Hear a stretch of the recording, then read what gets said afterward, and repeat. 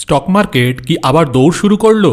সেন্সেক্স ৮৪,০০০ পার হয়ে গেল। তার মানে কি ইনভেস্টার্সদের মুড আবার বদলে যাচ্ছে? আর এই র্যালি কি শর্ট টার্মের, নাকি সামনে আরও বড় কিছু আসছে? আজকের ভিডিওতে আমরা বোঝার চেষ্টা করব কেন ইন্ডিয়ান স্টক মার্কেট আজ 4 উইকের হাই ছুঁল, সেন্সেক্স নিফটি কেন উঠছে, ফরেন ইনভেস্টার্স কেন আবার ফিরে আসছে, আর ইনফ্লেশন ডাটা নিয়ে বাজার কেন একটু নার্ভাস। তো চলুন শুরু করা যাক। মঙ্গলবার সকালে ইন্ডিয়ান স্টক মার্কেট একেবারে পজিটিভ স্টার্ট দিল।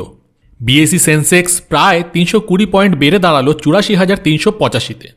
এটা শুধু আজকের গেন নয়, টানা 3 দিন ধরে মার্কেট ওপরের দিকেই উঠছে এবং 7 জানুয়ারির পর এই প্রথম এত উঁচু লেভেলে উঠল। একই সঙ্গে নিফটি 50 প্রায় 0.4% বেড়ে 26,000-এর কাছাকাছি চলে এসেছে। মিড ক্যাপ স্টকসও প্রায় 0.2% গেন দেখিয়েছে। এখন প্রশ্ন হলো, হঠাৎ করে মার্কেট এত স্ট্রং কেন দেখাচ্ছে? এর একটা বড় কারণ এসছে ইউএস মার্কেট থেকে। ওভারনাইট ওয়াল স্ট্রিটে টেক সেক্টরে স্ট্রং রিবাউন্ড দেখা গেছে।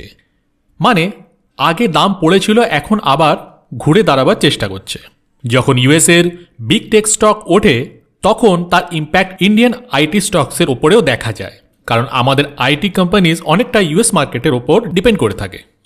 আর একটা বড় সাপোর্ট এসেছে ফরেন ইনফ্লো থেকে। ফরেন ইনফ্লোজ মানে হলো বিদেশি বিনিয়োগকারীদের টাকা আবার করে ইন্ডিয়ান মার্কেটে ঢোকা। তারা আবার ফিরছে কেন? এর পেছনে একটা বড় কারণ ইন্ডিয়া ইউএস ট্রেড ডিল। এর মানে দুদেশের মধ্যে ব্যবসা সহজ করার চুক্তি।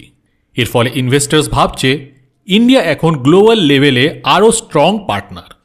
এই কনফিডেন্স মার্কেট সেন্টিমেন্টকে আরও পজিটিভ করে তুলেছে। তবে যেরকম ভাবা হচ্ছে সব কিছু কিন্তু সেরকম স্মুথ নয়। ইনভেস্টার্সরা একটু কশিয়াসও আছে, মানে সাবধান হয়ে আছে। কারণ এই সপ্তাহেই আসছে জানুয়ারি মাসের ইনফ্লেশন ডাটা। ইনফ্লেশন মানে হলো জিনিসপত্রের দাম বাড়বার হার। এক্সপেকটেশন হলো ইনফ্লেশন বাড়তে পারে প্রায় 2.4% পর্যন্ত, যেটা লাস্ট 8 মান্থসের মধ্যে সবচেয়ে বেশি। তবে একটা রিলিফ আছে বটে, এই নাম্বার এখনও আরবিআই এর টার্গেট রেঞ্জের মধ্যেই আছে। আরবিআই টার্গেট ব্যান্ড হলো 2% থেকে 6%, মানে ইনফ্লেশন বাড়লেও এখনও কন্ট্রোলের মধ্যেই আছে। আজ সবচেয়ে ভালো পারফরমেন্স করেছে মেটাল স্টকস। মেটাল সেক্টরে প্রায় 1.1%-এর বৃদ্ধি দেখা গেছে। টাটা স্টিল একাই প্রায় 2.9%-এর গেইন দেখিয়েছে। টেক সেক্টরও স্ট্রং ছিল। আইটি সেক্টর প্রায় 0.9% উঠে গেছে।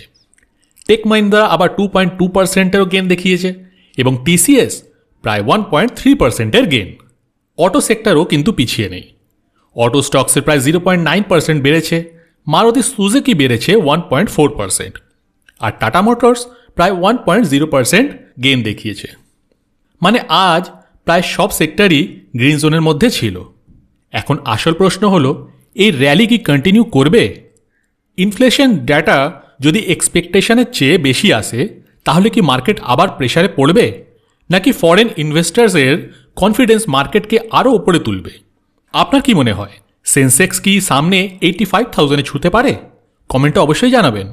এই ভিডিওর সমস্ত তথ্য নেওয়া হয়েছে ইন্টারন্যাশনাল মার্কেট আপডেটস এবং ফাইন্যান্সিয়াল নিউজ রিপোর্টস থেকে, যার মধ্যে রয়েছে global market coverage, Wall Street movement এবং ইন্ডিয়ান স্টক মার্কেট ডেটা।